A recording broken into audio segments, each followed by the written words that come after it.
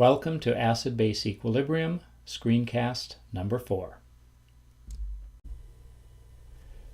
We have the last two ideas to look at in this screencast, and the first one is, perhaps you've been wondering as we go along and deal with acids and bases and do a bunch of calculations related to the K sub A or K sub B values and that sort of thing.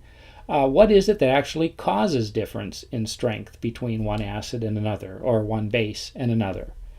And if you've been thinking of that question, you may have considered what might be a possible answer. And if you've thought, well, maybe it's got something to do with the actual structure of this molecule compared to that one, and that, of course, is true. One acid differs from another acid in terms of structure, which affects how strongly the hydrogen ion is held onto, and that in turn affects the strength of that molecule or that substance as an acid.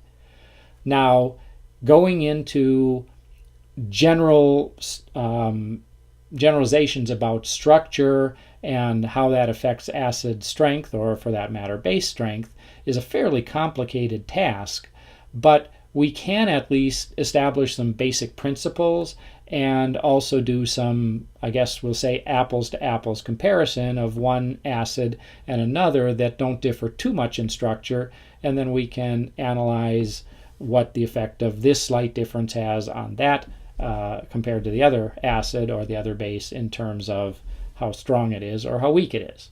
And this is probably as good as anything to do by example. So consider the acids HNO2, nitrous acid, and HNO3, nitric acid. Are they the same in strength? Hopefully you'd say, no, nitric acid, I know that's a strong acid, fully dissociates. Nitrous acid is a weak acid, it only partially dissociates. What's the reason for the difference in strength? Well, the only thing that differs between the two of them is 2 oxygens compared to 3 oxygens. So let's see what effect that has. And here is a Lewis dot structure of HNO2 with its K sub A value, and here's HNO3 with its K sub A value. And notice that what makes one acid stronger or weaker is how easily the hydrogen ion dissociates, which has to do with how strong is the bond between the hydrogen and whatever it's attached to in that molecule.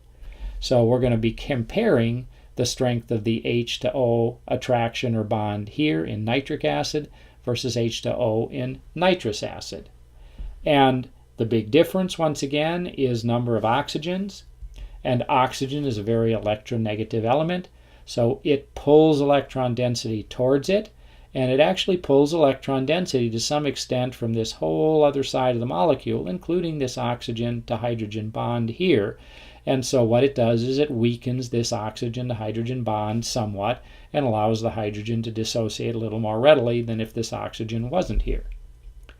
But if we have 2 oxygens instead of 1, then that effect gets even stronger, because now we have 2 oxygen atoms. It's amplified in a sense. We have 2 oxygen atoms withdrawing electron density, weakening the O to H bond even more in HNO3 than in HNO2. And when more electron density is withdrawn and the bond is weaker, that's going to give us a stronger acid with a bigger K sub A, which is exactly what the K sub A values for HNO2 and HNO3 reflect. Now, this idea can be applied to a whole bunch of situations. We consider the electronegativity of the elements that are sort of peripheral to where the hydrogen to something or other bond is, and the more electron density withdrawing elements, the more high electronegativity elements there are out there, the more it's going to withdraw electron density and weaken the bond, and therefore the stronger acid. But we do have to be a bit careful, because really what we're looking at is not always going to be just the effect of withdrawing electron density, but what's really going on to make one acid stronger than another. And let's look at this via the hydrohalic acids, HF, HCl, HBr, and HI. And these are all acids that have a hydrogen bonded to a halogen. And one might be tempted to say HF maybe should be the strongest acid because it's got the most electronegative, most electron density withdrawing element, fluorine, attached to the hydrogen. But note the fluorine or the chlorine or bromine or iodine are not off to the side pulling electron density away from something that's attached to the hydrogen. It's actually directly attached to the hydrogen. And so what is really going to matter here is how strong is the bond or attraction between H and F, and H and Cl, and H and Br, etc. It's not going to be how much F can withdraw electron density from something that's itself attached to the hydrogen. And we happen to know we can measure the bond energies of all of these substances, and HF has a significantly larger bond energy than HCl or HBr or HI.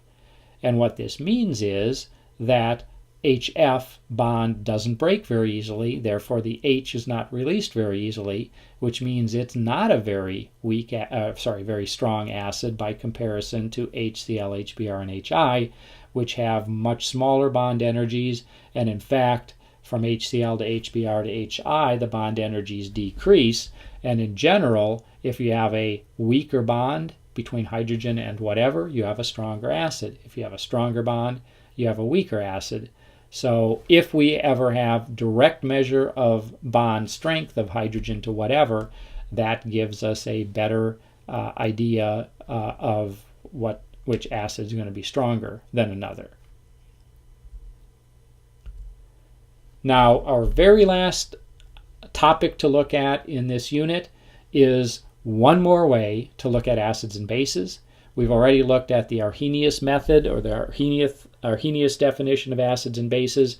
Acids produce H plus or H3O plus in aqueous solution, and bases produce OH minus. The Bronsted-Lowry approach, or Bronsted-Lowry definition, is more general, looks at acids from the perspective of their proton donors, and bases from the perspective of being proton acceptors.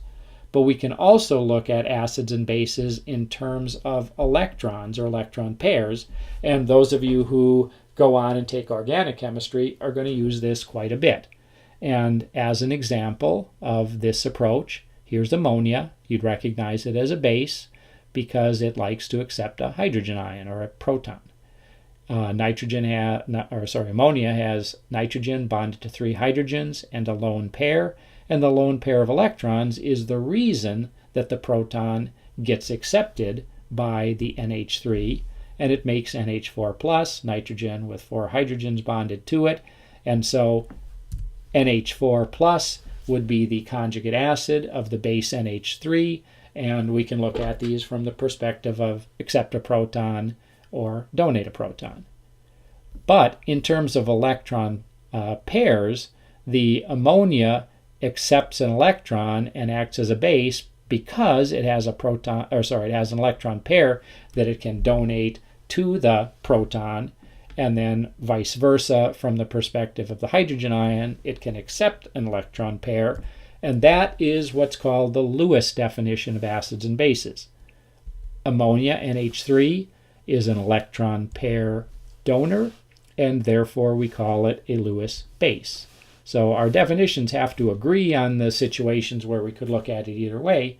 So an acid and base could be looked at from the perspective of proton donating or proton accepting, but we could also look at it from the perspective of electron pair donating or accepting. And electron pair donor, a base, is going to be a hydrogen ion or a proton acceptor, and vice versa. A hydrogen ion is going to be, in this case, an electron pair acceptor and therefore a Lewis acid, and it would be a donated proton when we think of it in the Bronsted-Lowry terms. So there will also be a little bit done with Lewis acids and bases, and we think of things in terms of electron pair accepting, electron pair donating, and notice that those are opposite from hydrogen ion or proton donating and accepting. So that's it for Screencast 3. And that's it for the acid-base equilibrium chapter in terms of new material.